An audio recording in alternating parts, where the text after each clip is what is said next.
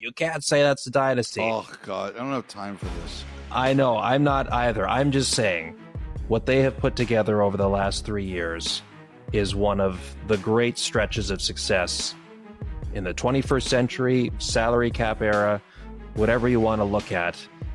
They have been sensational. So congrats again to the Cats. They do it again. Can we talk about one thing that has suddenly become a debate? Oh, sure.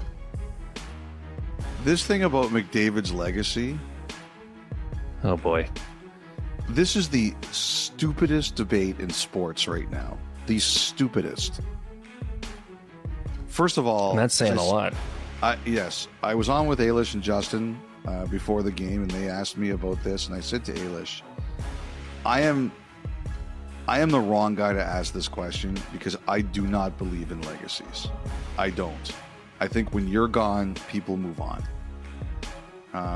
We remember people who were important to us, and generally we remember them in very good ways, especially if they were important to us for positive reasons. Connor McDavid, he's 28 years old. He's going to be playing, if he wants to, for another 10 to 15 years. He just helped win 4 nations in a great hockey tournament. I think this idea that it was bad for his legacy was on the line for winning this game tonight or winning this series. I think it is so stupid and so insane. He's got so much of a career left. Like just dumb debate. Just the dumbest. Dumb-est. Yeah, well, I don't. When you're still in the middle of a career, absolutely. There is no reason to have any type of discussion. When it's all said and done, I totally get your point, Elliotte. Like, at the end of the day, we move on. But to have the conversation then that's fine. Because that's part of sports fandom, is you get together with your buddies at the local watering hole or wherever you gather, and the debate starts up about, well, that guy was better than this guy, and it's, no, Gretzky was better than Lemieux. No, you're wrong. Lemieux was better. Like that's part of what makes all of this great. But to try to, in real time, like that's why also too, right? Through 2 games of this final, this was the greatest Stanley Cup final that this world has ever seen. Well, how can you say that? We haven't got to a conclusion yet. Everyone wants to live in a world of absolutes. How dumb? Dumbest. Dumb-est. Okay. A couple things before we wrap up here from the Cup. I would like to thank the member of the Maurice entourage. I don't know who it was, but I know it was a member of Paul Maurice's family / entourage who said hi to David Amber and asked him during the celebration, are you the anonymous caller? Oh, wow. Really? Yes. I wonder if it was his son, Jake. I don't think it was Jake. Okay. I don't think so. Okay. It was not, the way it was described to me, it wasn't Jake, but somebody in the entourage asked Dave if he was the anonymous caller. And okay, I gotta tell one story. Amber, I love working with Amber. He's just a super guy. One of my best friends in the business. I love working with him. So after the game, the Oilers left. They were really angry, and a whole bunch of pizza gets ordered post game. Oh, and no. They left.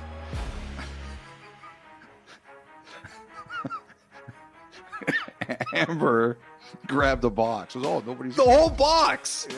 So now, to his credit, he brought it back for the staff in the green room. Yeah, but it's not his pizza.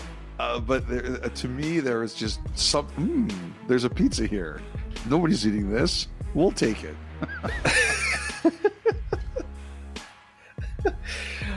because the man, he does need to eat. He gets very grumpy. Hey man, it was a long day. You're on the ice. Oh, I know. You're on the ice. I know. Yeah, it is a grind for you guys. It was great. Get hungry. So I hope the pizza Those was interviews eaten. make you hungry. Oh yeah. When I got back, the box was totally empty, and someone said to me, "Do you want to know the story of this pizza?" And I'm like, "Sure." And I was like, "This story did not disappoint." That's good. Yeah, leave the DA. That's fantastic. Well, now we just wonder, will the story of the anonymous voicemail Yes. become nothing more than a cold case file? Because as they stated in their last message, they would reveal themselves if the Oilers won. So do we have to continue to wait until the year that the Oilers... I think that's up to the anonymous caller. Only they Absolutely. can decide. Well, I'm just trying to lure out one final message from them to give us something to hang our hats on as we move into the off season and get set for the draft and free agency and all of that. All right, Wow. Kyle, last thing I'm going to say on the Cup final before we move to news. Okay. We missed you here. Thanks, buddy. I was told to make sure that was conveyed. Gene Principe did an incredible job these playoffs. Sure did. His role as the ringside reporter at the Stanley Cup final. Just a great run, Gino. But we all you're away for the best reason. But we all missed you here. I appreciate that, Freach. Yeah, Gene was great. As I said, one thing is a bummer to miss, the other one I can't miss. So we remain in day-to-day mode here at home for the arrival of our firstborn, Elliotte. So yes, thank you again for that. And one of my favorite parts of the Stanley Cup final experience is the post-series gathering with our group at whatever hotel we're staying at the final night before everyone takes off for the off season. And that, I know, is where you are headed next after we get through the rest of this. So go enjoy that. Thank you, Kyle. We now bring you the rest of our podcast. Okay, Elliotte, some other things to touch on around the league. Marco Rossi and the Minnesota Wild. So Rossi is due a new contract this summer, doesn't have any arbitration rights coming out of his entry-level deal. The Wild, finally, the shackles are almost off, as owner Craig Leopold has talked about. All that dead cap is coming off the books starting July the 1st. But his name has been out there for a few different reasons lately. What is the latest you can provide on that matter? I just wanted to remind everybody, there's been a lot of rumors flying around about Rossi. I just wanted to remind everybody that Minnesota has made it very clear, if they're making this trade, they're not making their team worse.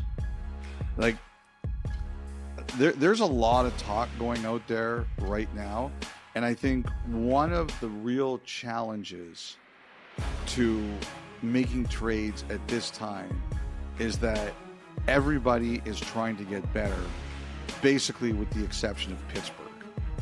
Pittsburgh is, what was the joke you told about there's a car going the wrong way on the highway, and he says, never mind, there's 50 of them? Yeah, there's not just one, there's hundreds.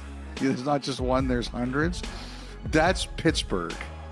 There's a car on this highway, there's a car on this highway that's trying to get better. There's not just one, there's 31 of them, and the other one, Pittsburgh, is going in the other direction. So like that. Sorry, it's like planes, trains, and automobiles. That's They're right. going the wrong way. How he's drunk. How does he know which way we're going? Which way we're going? Yes. So that's the thing that's going on right now is a lot of people want to make trades. A lot of people want to make big moves,